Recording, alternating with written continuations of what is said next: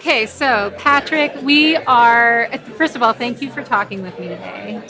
We're collecting these different stories about, funny times when people didn't understand what a CRP was and trying to explain component relations professionals to family members and things like that. Have you ever come into a situation where somebody didn't know what a component relations professional was? And if so, what happened? Can you share one of those examples with us? Yeah, so it's actually my mom, funny enough.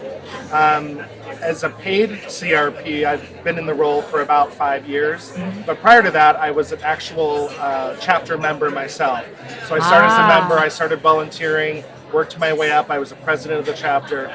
Even far back then, my mom didn't understand what I did. So now we're talking 15 years later, still doesn't understand what I do. Oh my gosh. So it's funny because whenever we're together with, family or new friends or her friends, she's like, oh yeah, he just does something with members and volunteers and associations.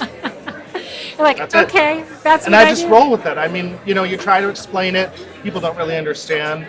But then I really go down into asking the person about their profession and wondering, do you have professional certifications? Do you have a local group that you hang out with, and try to make the connection that way? So Yeah. simplifying it is the best way to go about it. So, as you've gotten as you've gotten into the complexity that is component relations professional, the role of the component relations professional, what does that include? When you're at your best, what are some of the qualities of being a CRP that you probably use the most? Patience is probably number one. Managing different personalities, managing, being pulled in multiple directions from your job to your volunteers.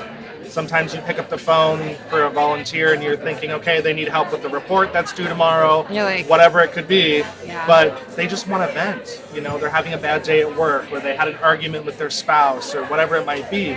So you have to be ready and prepared for whatever happens on the other end of the phone, or even when you're interacting in person with them. You just don't know what their need is going to be. So being very nimble and agile on a day-to-day basis. What's probably the oddest type of knowledge that you've had to go and seek out because a member asked you and you just didn't know? I would probably say anything dealing with the IRS.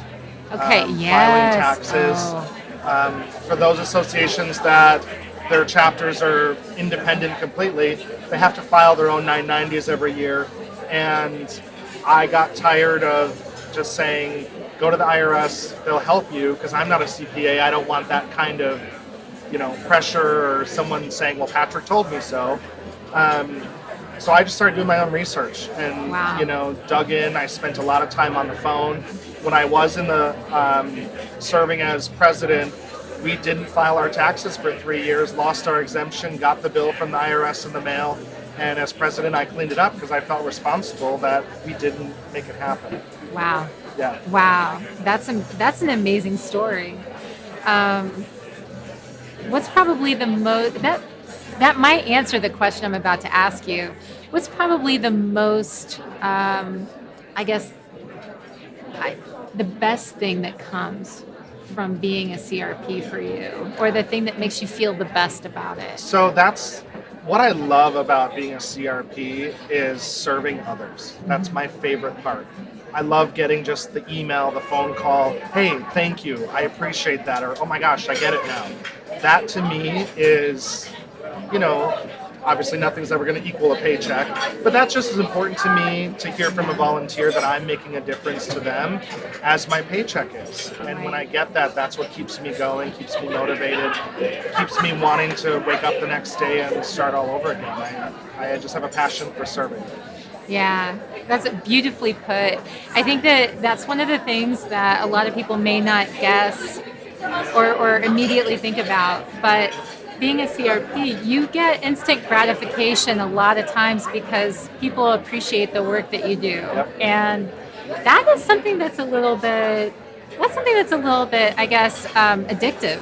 It is. You know? It is. Because then if you try to do anything else, you're like, where's my feedback? Yep. Where's the feedback from people? Yep. So talk to me about relationship building with the CRP. In the role of CRP, what are some of the things that you have to do to build relationships? I would say diversify your communication strategy or tactics. Not everybody communicates the same way. Not everybody learns the same way. So you kind of have to find that middle ground of speaking to everybody. You may not get that final 100% connection, but as long as you can disseminate the information in a way that everyone can either digest it or then provide an avenue for them to find out more, which whatever avenue that is, you have to just roll with that. So I think communication is number one, and then always be willing and ready to accept criticism from any point of view, and being able to take it with a grain of salt, but in the moment, because obviously you don't want to break down in tears after spending 6 months planning your leadership conference and then finding out everybody hated it. So being able to reserve your emotions, take things with a grain of salt, but then transfer that into what am I going to do for next year to make up for that, or to wow them, or just never do that again. I think being a CRP, you have to be a risk taker, and you can't do the same thing every day, or every conference or every webinar, because people won't remain engaged. And engagement is what it's all about. It is. And thank you for engaging with us today. Absolutely. I really appreciate Yes. it. It's great to talk with you. Nice to talk with you too. Appreciate it.